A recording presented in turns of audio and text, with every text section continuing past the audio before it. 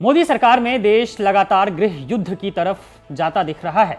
कहीं भाषा युद्ध चल रहा है तो कहीं सांप्रदायिक हिंसा हो रही है, तो कहीं नॉर्थ ईस्ट के लोगों को इसलिए मार दिया जाता है क्योंकि वे कुछ नफरती लोगों को चाइनीज लगते हैं, नेपाली लगते हैं। ये कैसा देश तैयार किया जा रहा है जहां हिंसा अब अपने चरम पर है।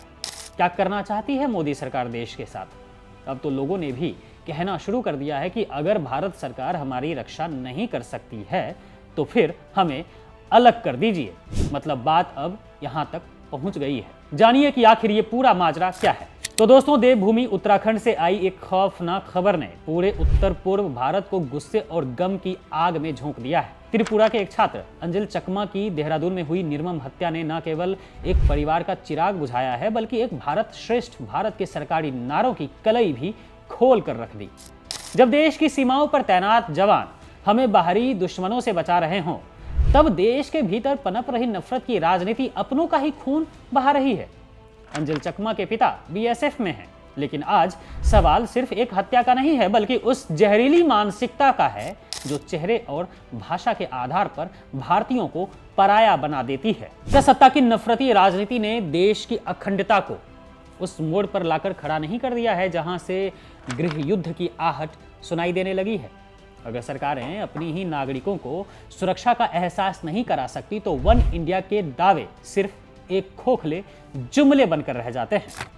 इस घटना ने नॉर्थ ईस्ट के लोगों के मन में वह गहरी टीस पैदा कर दी है जो अब अलगाव की मांग बनकर सड़कों पर गूंज रही है।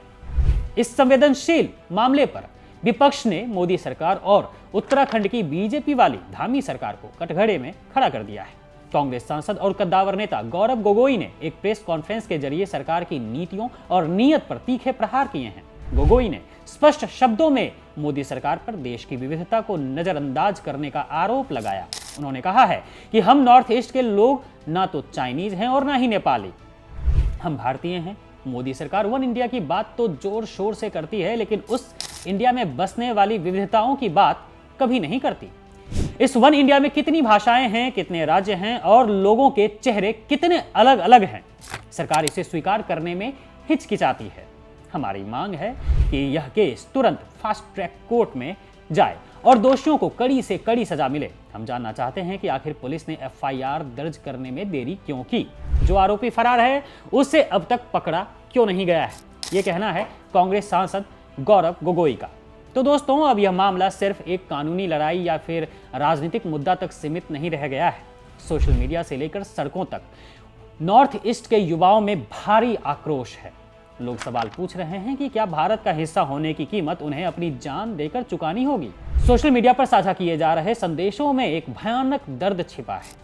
कुछ प्रदर्शनकारियों का यहां तक कहना है कि अगर भारत की सरकार नॉर्थ ईस्ट के लोगों की सुरक्षा और उनकी परवाह नहीं कर सकती तो हमें अलग कर दीजिए, हम अपना ख्याल खुद रख लेंगे। यह बयान किसी भी लोकतंत्र के लिए खतरे की घंटी है। जब एक नागरिक अपनी ही सरकार से सुरक्षा की उम्मीद छोड़ देता है तब अलगाववाद की जड़ें मजबूत होने लगती हैं। उत्तराखंड जैसे शांत राज्य में जिसे देवभूमि कहा जाता है लेकिन अब जिसे बीजेपी सरकार ने बर्बाद कर दिया है, वहां एक छात्र की हत्या यह दर्शाती है कि समाज में नफरत का जहर कितनी गहराई तक उतर चुका है। आज देश एक नाजुक मोड़ पर खड़ा है। एक तरफ अखंड भारत के दावे हैं तो दूसरी तरफ अपने ही देश के लोगों को उनके हुलिये और पहचान के आधार पर प्रताड़ित करने वाली मानसिकता है। अगर मोदी सरकार और उनकी मशीनरी नफरत फैलाने वाले तत्वों पर लगाम नहीं लगाती है तो यह आग पूरे देश को अपनी चपेट में ले सकती है। राजनीति चमकाने के लिए फैलाई गई नफरत आज देश की एकता को जख्मी कर रही है।